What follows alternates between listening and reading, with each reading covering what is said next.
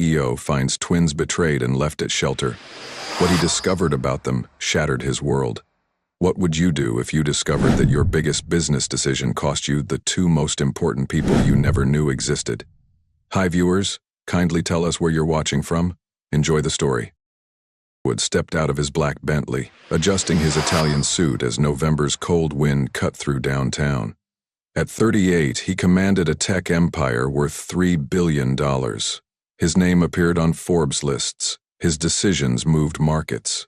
But today's appointment felt different, a routine charity visit that his PR team insisted would humanize his brand. The children's shelter looked modest against the city's towering skyline, nothing like the gleaming corporate offices where Marcus spent his days. Mrs. Rodriguez, the shelter director, greeted him with practiced enthusiasm. "Thank you for coming. The children are excited to meet you." Curtly, already calculating how quickly he could complete this obligation. His phone buzzed constantly. Merger talks, board meetings, million-dollar decisions waiting for his attention. This felt like borrowed time for more important matters. Calls echoed with genuine laughter, a sound rarely heard in Marcus's sterile corporate world. Mrs. Rodriguez pointed out improvements made possible by previous donations, but Marcus's attention wandered to his buzzing device. He said, opening a classroom door, "Are some of our youngest residents working on their lessons?" Up from his phone, Years sat huddled at a corner table, dark hair falling over identical faces as they bent over a worn picture book. The boy read aloud to his sister, his 5-year-old voice careful with each word. The girl listened intently, occasionally pointing at pictures with tiny fingers. Posture, protective, desperate, clinging to each other, made Marcus's breath catch. "Dia and Diego Moreno," Mrs. Rodriguez whispered. "Twins, 5 years old. They've been with us for 2 months." The question escaped before Marcus realized he'd asked it. His expression darkened. "Tragic case. Their mother died in a car accident when they were 6 months old. They've bounced between relatives and temporary guardians ever since. Most recently with their mother's ex-boyfriend, but addiction issues made that impossible." Up simultaneously, as if sensing they were being discussed. Marcus felt his world tilt. Large, dark, haunting, seemed to look directly into his soul. But more than their beauty stopped him cold. He knew those eyes. Marcus said abruptly, his voice rougher than intended. "I need some air." Hands shaking, he scrolled through his phone contacts until he found a number he hadn't called in years. "It's Marcus Blackwood. I need you to run a DNA comparison, immediately. Decision that haunted you for years? Let me know in the comments below." Like 3 years. In his penthouse office, staring at the manila envelope that had arrived by courier, his hands trembled. Something unthinkable in any business negotiation regardless of stakes. Definitive, 99.97% probability of paternal relationship. His eyes, and suddenly he was 23 again. Fresh out of Harvard Business School, working 18-hour days to keep his first startup alive. Isabella Marino had been a graphic designer he'd hired for a crucial presentation. Talented, beautiful, kind in ways that seemed impossible in his cutthroat world. It burned bright and brief, 3 months of stolen moments between his crushing work schedule. When she told him she was pregnant, Marcus panicked completely. Debt, working 3 jobs, barely keeping his company breathing. He offered money for an abortion. When she refused, he made the cruelest choice of his life. Contacting him repeatedly over the following months, but Marcus changed his number, moved offices, buried himself so deeply in work that he convinced himself he was doing the right thing. A child would destroy everything he was building. Isabella would find someone better, someone who could actually be present for her and the baby. 2 babies. Isabella had died. In his office overlooking the city he'd conquered, Marcus felt his achievements crumbling to dust. His children, his son and daughter, were 5 years old, living in a shelter, fighting for basic education, while he accumulated meaningless wealth. Buzzed. "Mr. Blackwood, the Henderson merger meeting starts in 10 minutes. At financial reports scattered across his mahogany desk. Deals worth hundreds of millions that had seemed critically important just hours ago. Now they felt like numbers on meaningless paper. He said quietly, "Meetings for the rest of the week. I have something more important to handle." In 15 years, Marcus Blackwood had found something that mattered more than money. In the shelter's small library, sitting cross-legged on worn carpet with picture books scattered between them, Diego was teaching his sister to sound out complex words, his patience infinite as she struggled with difficult syllables. He said gently. "Educación. Edun," Lucia repeated carefully, then beamed when Diego nodded approvingly. Throat softly. Both children looked up, recognition flickering. The well-dressed man from a few days ago who had stared at them so strangely, Marcus said, settling onto the floor across from them, ignoring how his expensive suit wrinkled. "I'm Marcus. What are you reading about?" A worn book clearly designed for much older children. "We're learning about school. We made a promise to Mama that we go to school and learn everything we could." "This promise," Marcus said gently. Closer to her brother, Diego wrapped a protective arm around her shoulders, his voice taking on the cadence of a story told many times. Went to heaven, she was very sick in the hospital. She made us put our hands on her heart and promised that we go to school and learn to read and write and do numbers so we could have better lives than she did. And was the only thing nobody could ever take away from us, Lucia added, her voice barely above a whisper. She said even if we didn't have money or a house or parents, if we had education, we could make our own way in the world. Tears threatening. Isabella had always been wise beyond her years, and apparently that wisdom had only deepened as she faced her own mortality. "Save every month when Mrs. Rodriguez can drive us," Diego continued. "We tell Mama about what we've learned, but we're not in real school yet because—" He trailed off, small face crumpling with frustration. "It gets complicated when you don't have permanent guardians," Marcus finished quietly. He'd researched the child welfare system extensively over the past 3 days. And because good schools cost money, the shelter doesn't have. Nodded, their expressions heartbreakingly mature. "Told you," Marcus said carefully, "that I might be able to help you keep that promise to your mama." His narrowed with the suspicion of a child disappointed too many times. People say things like that a lot, but then they leave and nothing changes. "Careful," Marcus acknowledged. "But I'm different.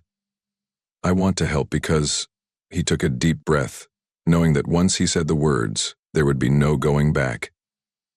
"Because I'm your father." Followed felt deafening. Lucia looked confused, but Diego's expression cycled through disbelief, hope, and finally, anger. "You're not," Diego said fiercely. "Our father didn't want us. Mama said he left before we were born and never came back. She said he chose money over family." Marcus liked physical blows because they were absolutely true. He said simply, "I did choose money over family. I made the worst mistake of my life, and I've regretted it every day since. Even when I tried to pretend I didn't." "Believe you now," Diego demanded, small hands clenched into fists. Into his jacket, pulling out DNA test results and a photograph he'd found in old files. Isabella, radiant and pregnant, taken during one of their last happy days together. "Proof," he said gently. "And because I want to spend the rest of my life making up for the mistake I made." Trembled in Diego's small hands as he stared at his mother's face, younger and happier than he'd ever seen her. Once broken, doesn't rebuild easily. The delicate process of building relationships with his children, Mrs. Rodriguez pulled Marcus aside with an expression that made his blood run cold. "I need to know about their mother's death," she said, her voice troubled. Ice form in his veins. "What about it?" "Their files more thoroughly since you started the custody process. The car accident. It wasn't random bad luck. Isabella was being stalked by someone. There were multiple police reports filed in the weeks before her death." "Whom?" Hesitated, clearly uncomfortable. "Here's where it gets complicated. The police reports mention a wealthy businessman who had been harassing her, claiming she'd stolen something from him. But the name in the reports—" She paused. "It's not you. It's someone named Victor Ashford. Completely still. Victor Ashford? His former business partner turned bitter rival? The man who'd tried to steal Marcus's first major contract 15 years ago, leading to a vicious legal battle that ended their partnership and began a corporate Cold War, continuing to this day. "Will I possibly have that Victor wanted?" Marcus asked. But there's more. The twins weren't placed with Isabella's ex-boyfriend randomly. Child Services has records of someone paying Tommy Rodriguez, that's the boyfriend, substantial money to take custody of the children specifically. Him to take the twins? Worker's notes, yes, but Tommy spent it all on drugs within a month and couldn't handle caring for 2 5-year-olds. That's how they ended up here. Ground shifting beneath his feet. Do we know who made the payment? Came through a law firm, Ashford Klein and Associates. Into place, forming a picture so calculated and cruel that Marcus could barely comprehend it. Victor had somehow discovered that Marcus had children. He'd arranged for Isabella to be harassed, possibly contributing to the car accident that killed her. Then he'd arranged for the children to be placed with an addict who couldn't care for them properly. What could Victor possibly gain from such elaborate cruelty? With horrifying clarity, leverage, Victor had been positioning Marcus's own children as weapons to be used when the time was right. 2 children lost in the system could have been the perfect ammunition, a way to destroy Marcus's reputation and emotional stability whenever Victor chose to reveal their existence. "Yes," Marcus said urgently, "I need you to contact my security team immediately, and don't let anyone else near the children. No one." His thought he'd been fighting in boardrooms had actually been raging in foster homes and courthouse corridors, with his own flesh and blood as casualties. It had been playing a much longer, much deadlier game than Marcus ever imagined. Marcus's home office resembled a war room. His head of security, his lawyer, and a private investigator specializing in corporate espionage spread evidence across his desk like battle plans. Illustrating this for years, Janet Mills, the investigator, explained. "We found records showing he's been monitoring your personal life since your company went public. He somehow discovered your brief relationship with Isabella Moreno and had her under surveillance." "Led to her accident?" Marcus asked. "He caused the accident directly, but the harassment definitely contributed to her stress and erratic driving patterns. She filed 3 police reports about someone following her, taking pictures of her and the children, leaving threatening notes." Marcus's lawyer leaned forward grimly. "Here's where it gets truly twisted. We pulled financial records from the law firm. Victor didn't just pay the boyfriend to take custody. He's been making payments to keep the children in unstable situations. Every time they were about to be placed in a good foster home, suddenly there would be administrative delays or families would withdraw their applications. Deliberately keeping them in the system," Marcus said, his voice barely controlled, "using their suffering as a weapon against me. Plan seems to have been revealing their existence publicly when it would do maximum damage to your reputation," Janet added. "Headlines like 'Billionaire CEO abandons children to foster care hell' would have destroyed you personally and professionally." And walked to his floor-to-ceiling windows, looking out over city lights that no longer impressed him. "But I found them first." "Victor's timeline is disrupted," David said. "He's going to escalate." By their conversation, Marcus's phone rang. The caller ID showed a number he recognized, but hadn't seen in years. Victor Ashford's smooth voice came through the speaker, cultured and predatory. "I hear you've been playing happy families at the local orphanage. How touching." The recording system his security team had installed. "Victor, I wondered when you'd crawl out from whatever rock you've been hiding under. No need for hostility between old friends.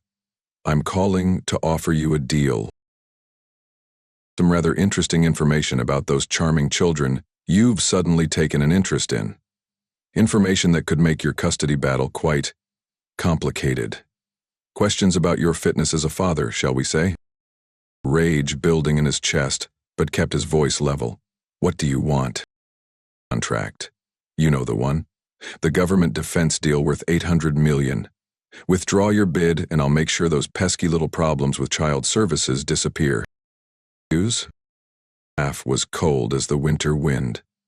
Then I'm afraid those children will learn what happens when their father puts profit over the family, again. Ed. His team, his decision already made. He just threatened my children. Everything, David assured him. This gives us legal options.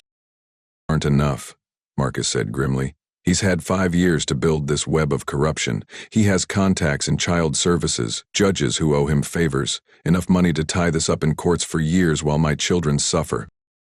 What to do? Janet asked. Diego's protective stance over his sister, of Lucia's careful pronunciation of education, of Isabella's dying wish that her children would have better lives. War, he said quietly, but we're going to win it the right way. His children's future was about to begin, and Marcus Blackwood was finally fighting for something that truly mattered. At 6:47 a.m., shattering Marcus's restless sleep. Mrs. Rodriguez's voice cracked through the phone. Child Services came with an emergency removal order.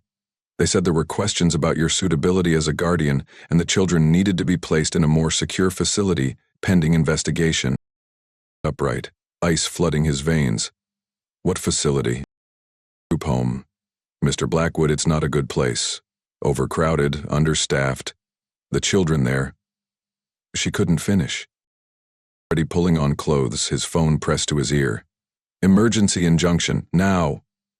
I don't care what it costs or how many judges you have to wake up. Spoke to his lawyer. Marcus knew Victor had timed this perfectly. Friday afternoon. Even with the best legal team money could buy, it would be Monday before any court orders could be processed. His children would spend at least 3 days in what amounted to juvenile detention. Mrs. Rodriguez said hesitantly. The social worker who processed the removal mentioned that someone had provided evidence of drug use and violence in your background. Evidence, Marcus said grimly. But the system doesn't always distinguish between truth and well-crafted lies, especially when they come from sources that appear credible. To Riverside Group Home with his security team, knowing he wouldn't be allowed inside but needing to see where his children were imprisoned. The facility was a grim concrete building surrounded by chain-link fence, more prison than home.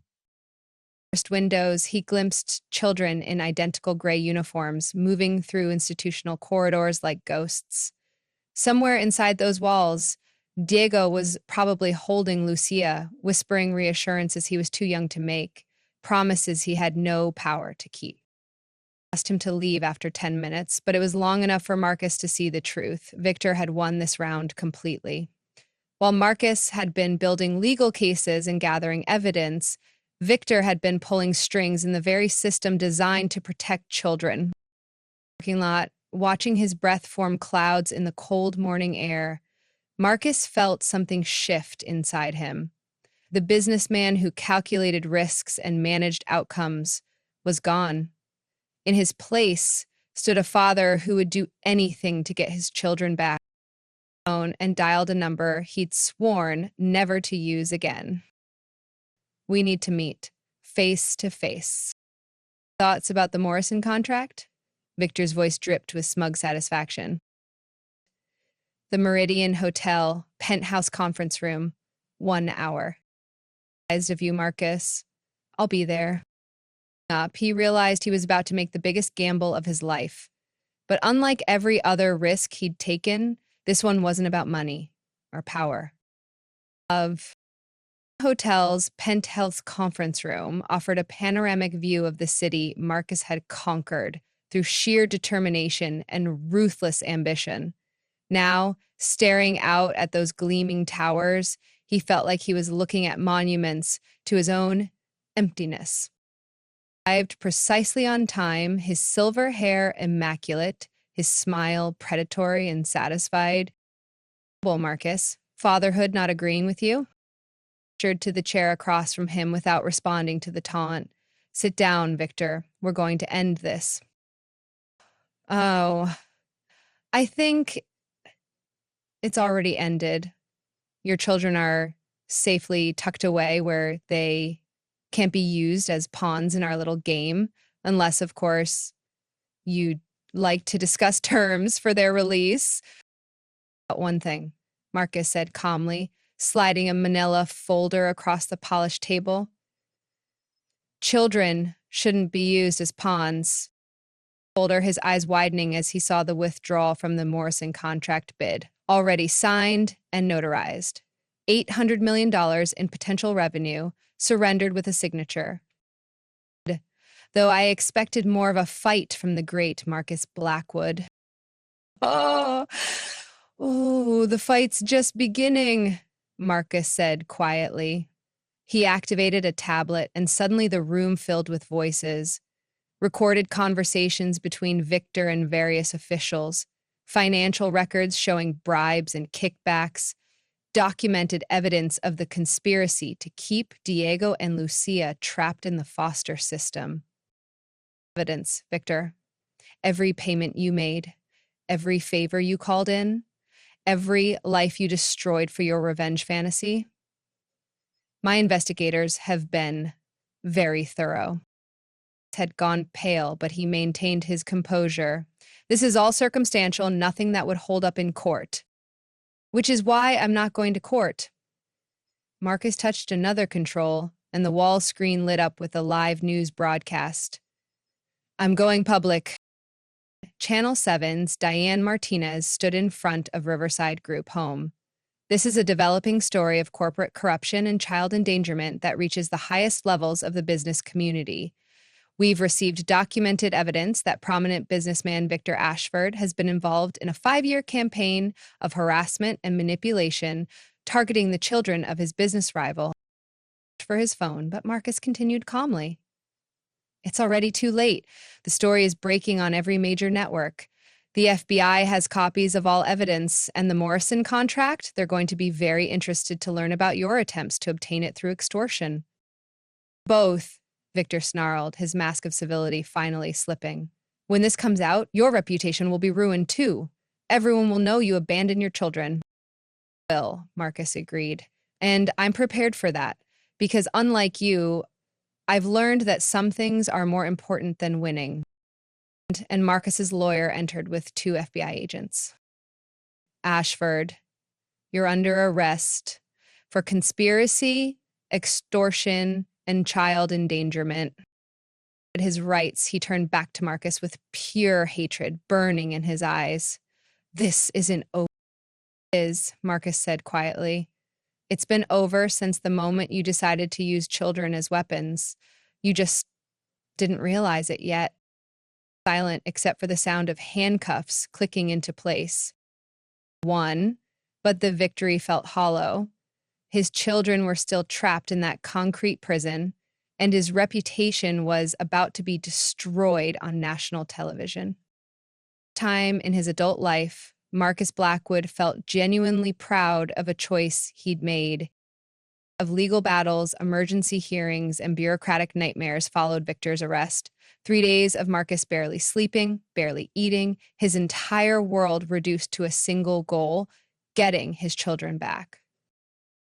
Marcus walked through the doors of Riverside Group home with Mrs. Rodriguez, a court order for immediate release and hands that shook with exhaustion and anticipation. Diego and Lucia in a sparse dormitory room, huddled together on a narrow cot that barely fit them both. Lucia was crying softly while Diego stroked her hair, his own eyes red with exhaustion and fear. Marcus said softly from the doorway, his voice barely above a whisper. Ready to get out of here? Up, his expression cycling through disbelief, hope, and the wariness of a child who'd been disappointed too many times. Or are we dreaming again? Broke Marcus's heart. I'm real, and I'm never going to let anyone take you away from me again. Lucia whispered, her small voice carrying the weight of every broken promise she'd ever received. On your mama's memory, I promise.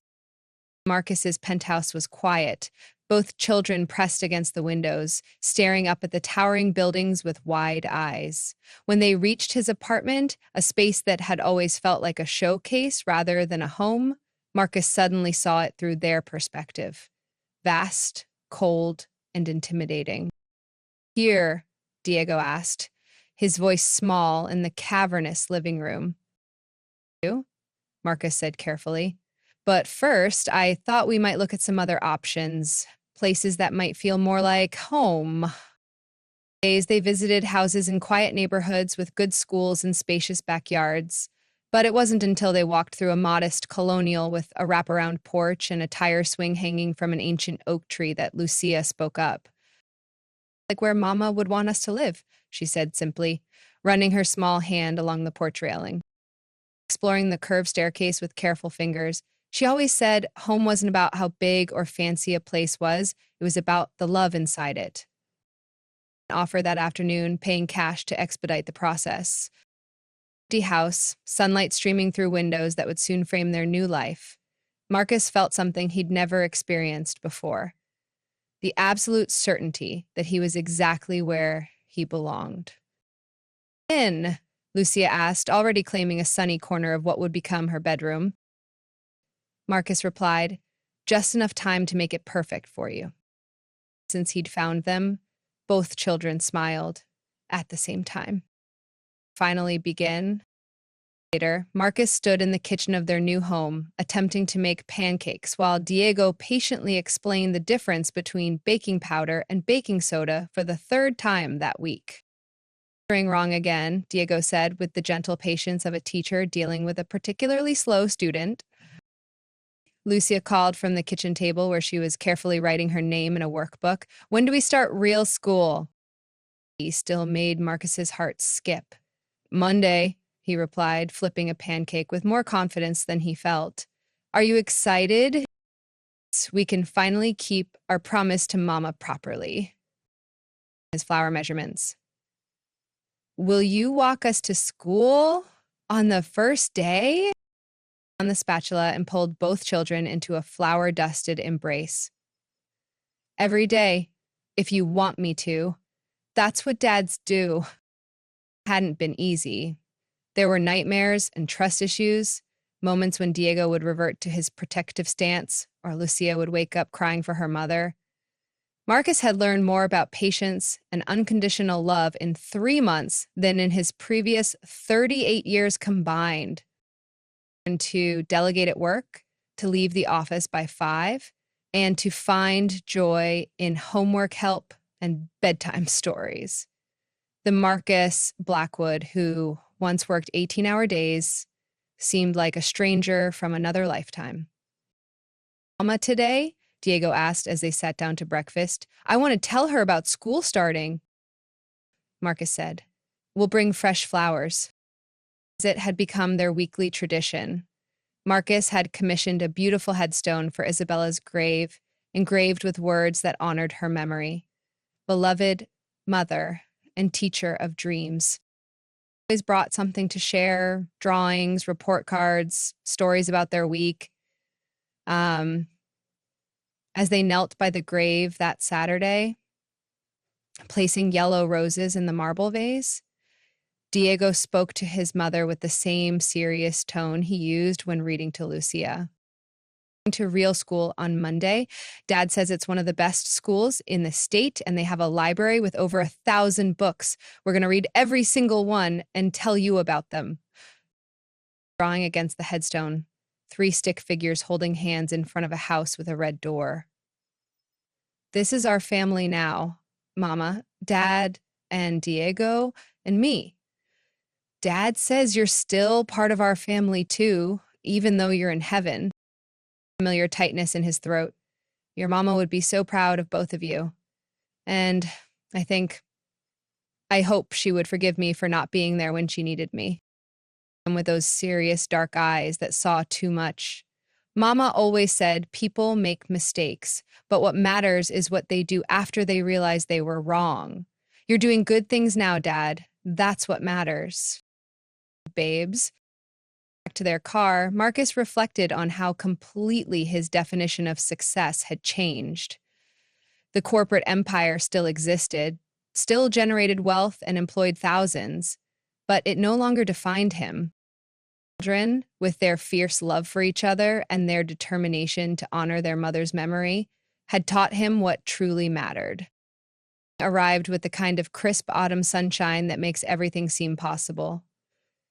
Marcus stood at the kitchen counter, packing lunches with the careful attention he'd once reserved for merger documents.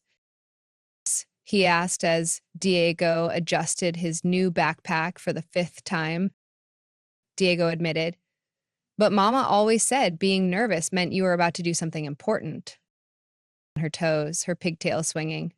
"I can't wait to see all the books in the library." Jefferson Elementary took 12 minutes. Marcus had timed it 3 times over the weekend. As they pulled into the circular drive, he saw other parents walking their children to the front doors, and for a moment, he marveled at how normal this felt. He wouldn't have believed that walking 2 5-year-olds to school could be more important than a board meeting.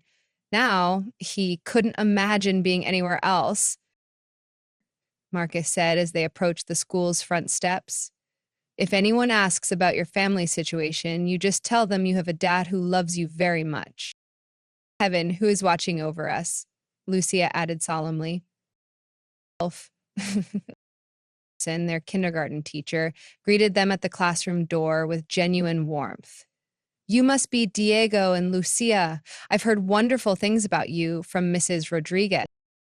His children find their desks, hang up their backpacks, and begin the process of becoming students. He felt a profound sense of completion. This was what Isabella had dreamed of. Her children in a real classroom with real books, real opportunities to learn and grow. Mrs. Patterson approached him quietly. "I wanted you to know that both children tested remarkably high on their academic assessments. Diego especially shows exceptional aptitude for mathematics and science. Second grade level already, quite remarkable for a child who's been in the foster system." Pride swell in his chest. "They've been teaching each other. Diego's been reading to Lucia since they could barely talk." They're remarkable children. Rang and parents began to leave, Marcus knelt down beside his children's desks. 3 o'clock to pick you up, he promised. Diego said with newfound confidence. "You always keep your promises." In his car, Marcus realized that for the first time in his adult life, he was genuinely excited about 3 o'clock. Not because of a meeting or a deal, but because he'd get to hear about his children's first real day of school. Was complete. Marcus Blackwood, corporate titan, had become something far more important. A father who showed up, came every third night like clockwork. Diego would wake up screaming, his small fists clutching the bedsheets as memories of Victor's threats played on repeat in his mind. Marcus would rush to his bedside, but the boy would recoil from his touch. Trust fractured into 1,000 pieces that seemed impossible to reassemble. Her own coping mechanism, she refused to let Marcus leave her sight. School drop-offs became tearful battles, with her clinging to his leg while teachers gently pried her away.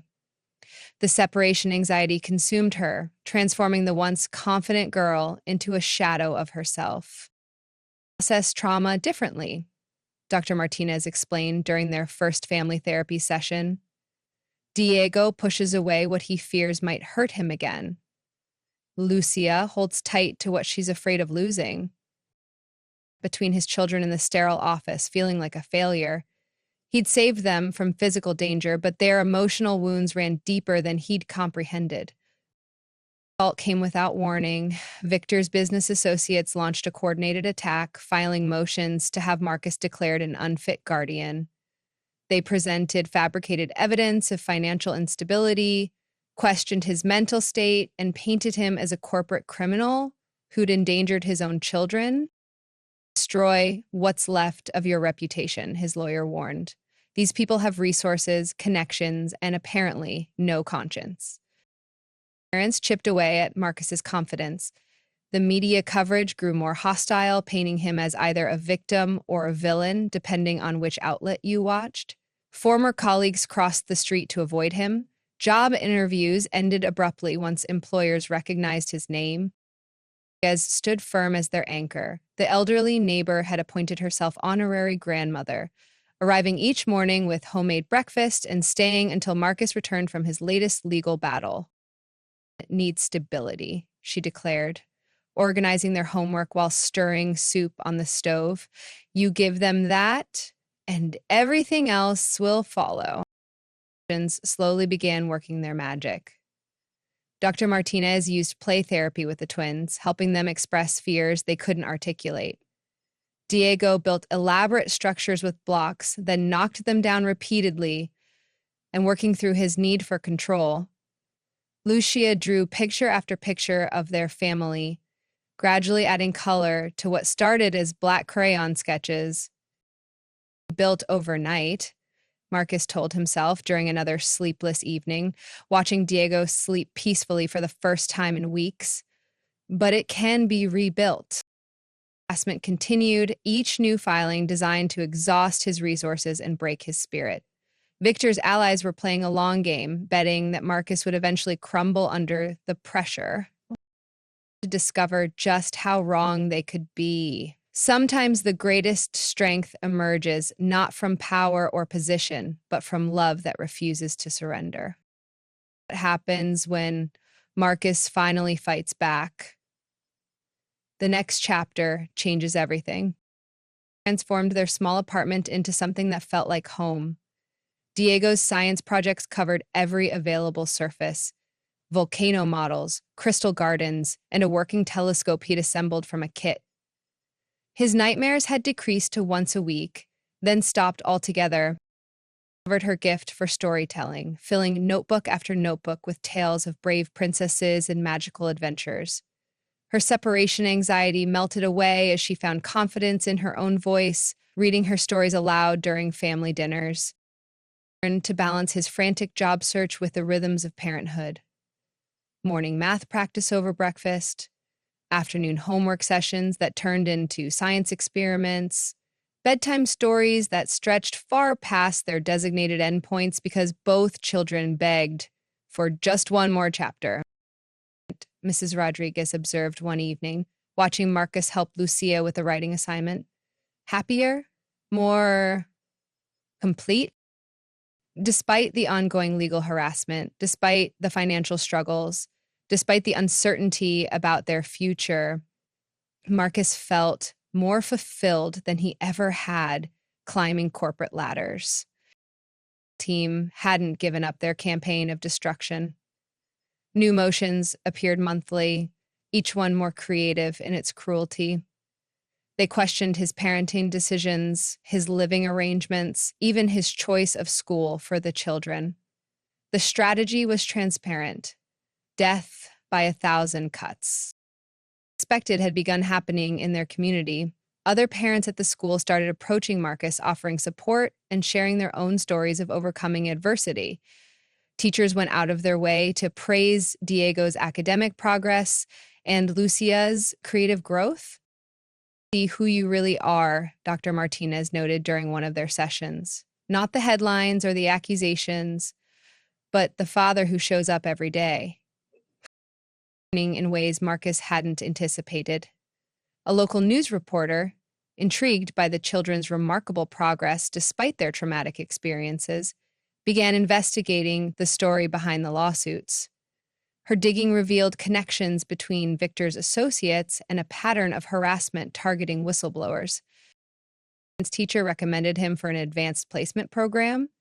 Lucia's English teacher submitted one of her stories to a regional young writers competition. Both children were thriving in ways that couldn't be faked or fabricated in court documents. Family Mom wanted us to be, Diego announced one evening, his matter-of-fact tone carrying the weight of profound truth. His children, confident, curious, secure in their love for each other, and realized that Victor's attempts to destroy them had actually forged them into something stronger. Were far from over, but they were no longer fighting alone. It reveals the turning point that changes everything. You won't believe how this story unfolds. The auditorium buzzed with nervous energy as parents filled every seat for the annual poetry recital. Diego stood backstage, clutching his handwritten poem, his hands trembling slightly as he prepared to share something deeply personal with hundreds of strangers. In the front row, his heart pounding harder than his son's, This was Diego's first public performance since the custody battles began, and the boy had insisted on reading a piece he'd written about promises, both kept and broken. Diego's voice carried clearly through the microphone as he stepped onto the stage. This poem is called The Weight of Words. Transformed the entire audience. Diego spoke about promises his mother made before she died, about the weight of responsibility that fell on young shoulders, about learning to trust again when the world felt dangerous. His words were raw, honest, and devastating in their simplicity. Promises break like glass, others bend like steel. The strongest ones aren't spoken. They're the ones that help us heal. The conversation lasted 3 full minutes. Marcus wiped tears from his eyes as Diego found him in the crowd, both of them understanding that something fundamental had shifted in that moment. The reporter who'd been investigating their story was present that evening. Her article the following week painted a picture that contradicted every accusation Victor's team had made. Here was a father whose son wrote poetry about healing. Here were children who'd not only survived trauma, but were thriving because of the love and stability in their lives. Viral, other news outlets picked up the story, digging deeper into the harassment campaign that had targeted their family. Victor's business associates found themselves under scrutiny, their motivations questioned, their tactics exposed. The phone began ringing with job opportunities. Former colleagues reached out with apologies and offers of support. The narrative was shifting from corporate scandal to family triumph, and public opinion was moving decisively in their favor. Came 3 weeks later. Federal investigators, following the trail blazed by the journalists' reporting, uncovered evidence of Victor's money laundering scheme that went far beyond what Marcus had originally discovered. The conviction was swift and comprehensive, 25 years without possibility of parole. Victor behind bars, his associates abandoned their legal harassment campaign. The court motion stopped. The threatening letters ceased. The shadow that had hung over their family finally lifted. In their apartment that evening, reading congratulatory messages from neighbors, teachers, and even strangers who'd followed their story. Lucia was at the kitchen table working on her latest story. Diego was assembling a new science kit Mrs. Rodriguez had bought him. He whispered to himself, then louder, "We actually did it." He looked at his children, confident, creative, secure.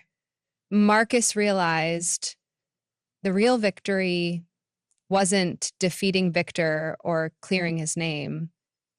The real victory was becoming the father Isabella had always believed he could be. Climax is coming. Don't miss how this incredible journey reaches its perfect conclusion. Marcus stood in the gymnasium of Jefferson Elementary, watching Diego accept first place at the district science fair. The boys' project on renewable energy solutions had impressed judges from 3 counties, but what struck Marcus most was Diego's confidence as he explained his research to curious observers. This was that small changes in energy consumption could create measurable environmental impact, Diego explained to a group of high school students who'd stopped by his booth. The data supports community-level implementation of these solutions. The same child who'd once hidden behind Marcus's legs, afraid to speak to strangers. Now he was teaching teenagers about scientific methodology with the passion of a seasoned researcher. Had come earlier that month when her short story won the regional young writers competition. The tale of a girl who learns to trust again after losing her mother had moved judges to tears and earned publication in the state's literary magazine for young authors. "Work," one judge commented, "you forget. She's only 8 years old." There's wisdom in these words that comes from lived experience. His own decision that spring, he was going back to school. At 43, he'd enrolled in night classes to complete the engineering degree he'd abandoned 20 years earlier for corporate advancement. His children had inspired him to pursue learning for its own sake, not just as a means to financial success. Work too now, Lucia had proudly announced to Mrs. Rodriguez. We help each other with math problems. Around their kitchen table had become family bonding time.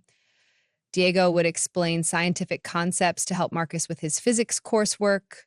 Lucia would proofread his essays, catching errors with the sharp eye of a natural editor.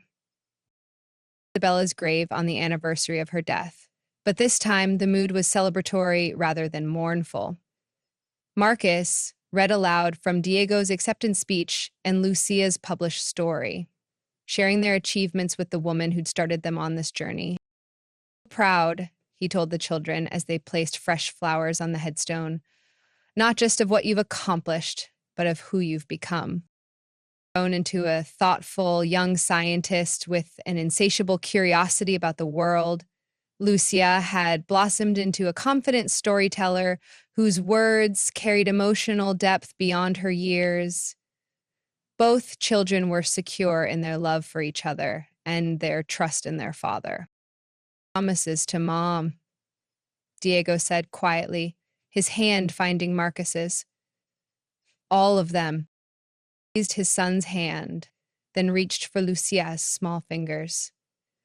They stood together in the cemetery, no longer defined by loss, but strengthened by love. No longer victims of circumstance, but architects of their own destiny. Of a better tomorrow had become the reality of today. Brings everything together in the most beautiful way. You absolutely must see how this story ends. Marcus walked across the graduation stage at State University, accepting his bachelor's degree in environmental engineering with highest honors. At 46, he was the oldest student in his class and had been selected as valedictorian, not because of his age, but because of his academic excellence and the inspiring story of his journey back to education. As he stepped to the podium, but Marcus's eyes found only two faces in the crowd. Diego, now 11 and already taking high school level science courses, and Lucia, whose second published story had just appeared in a national children's magazine. Of college 23 years ago, Marcus began his valedictory address. I thought I was choosing success. I was actually choosing emptiness. Real success, the kind that fills your soul and changes the world, only came when I learned to measure achievement not by what I accumulated, but by whom I lifted up along the way. Beamed from their seats, surrounded by Mrs. Rodriguez, their teachers, and the community that had embraced their family. This wasn't just Marcus's graduation, it was a celebration of everything they'd built together. He'd already been accepted to a prestigious summer science program for gifted students. His research on sustainable urban planning had caught the attention of university professors who couldn't believe the sophistication of work produced by an 11-year-old. Had evolved from therapeutic storytelling to purposeful advocacy. Her latest piece, published in the school district's newsletter, addressed bullying and encouraged other children to find their voices. She'd become a natural leader, organizing reading circles and creative writing workshops for younger students. Received multiple job offers, but he'd accepted a position with an environmental consulting firm that valued both his technical skills and his commitment to community engagement.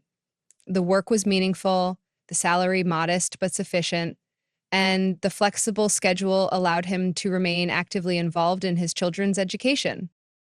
The most important discoveries happen when we're not looking for them, Marcus continued his speech, his voice carrying across the silent auditorium.